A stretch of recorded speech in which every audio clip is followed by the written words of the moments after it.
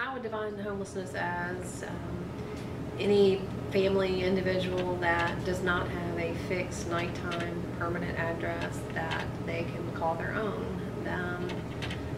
Someone that's just floating sort of place to place, whether that be from family to friends to couch, or someone who's literally living in a shelter or on the street. The homeless individual is a shapeshifter. We can define homelessness through HUD, through the Housing Urban Development.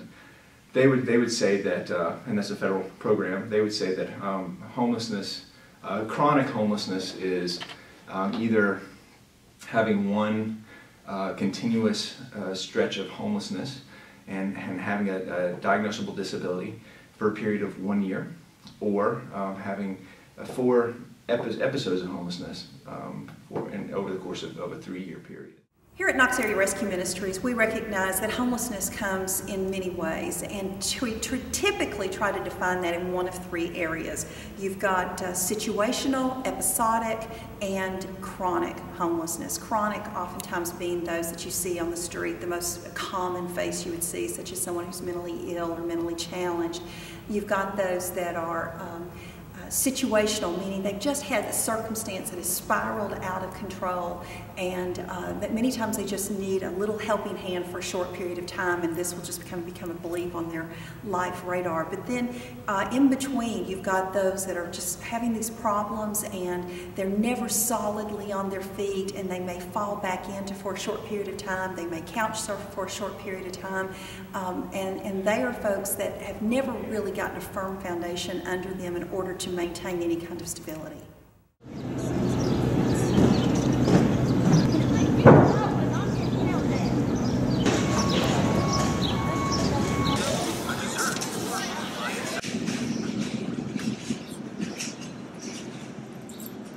I'm Michael Davis, and I'm 62 years old. I did a lot of traveling. I go from city to city working, and then I go to another city and start over. Good morning. Another day, another nickel. I sit here and I greet people all day. I talk to different people. Try to sell some of my papers. Just generally relax. Most time it's pretty interesting. No, Dylan, you can't have BJ's food. You cannot. Here you go, Dylan. You can have one. And you can have one too. I think yesterday I made a total of $6. That was it.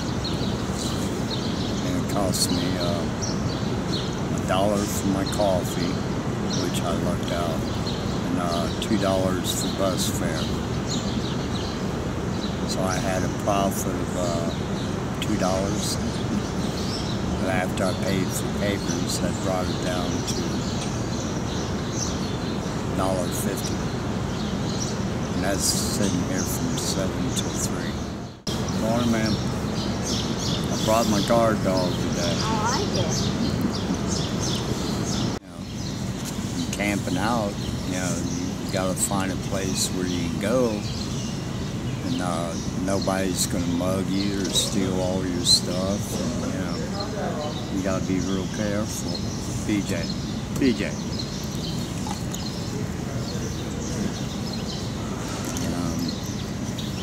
So a lot of these street people know I do have money on me because of the amplifier, so I have to be real selective about people I let around me, and I wouldn't stay in no camps, because most of your camps got a bunch of alcoholics and drug addicts and downright bad people. Not all of them in camps are bad people, but generally most of them, they're felons or they're wanted or something like that, or I'm not going to be around.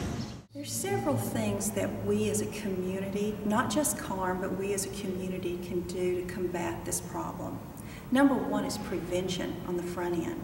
You look at a lot of the folks that we serve day in and day out, and you find out that they are adult survivors of abuse. It's very hard to find anyone who passes through our door who wasn't a victim of childhood trauma, of childhood physical abuse or sexual abuse. I'm not saying that everybody who is abused grows up to become homeless, but there is a direct correlation between those that have been abused and those that end up suffering and having broken lives as adults. You know, as I say, professionally I work at the Public Defender's Office and meet a lot of individuals who are in jail, who may have been cycling in and out for public intoxication charges or criminal trespass charges where they may have been shacking in an abandoned building. And dealing with those individuals, I could draw from that experience several stories where it meant it was a huge difference just to have someone to allow some space and time to give their impression on their experience, but also to offer some guidance as to how to move out of that. At the end of the day, what is it that keeps you going, or what is it that you hope for? Just another day.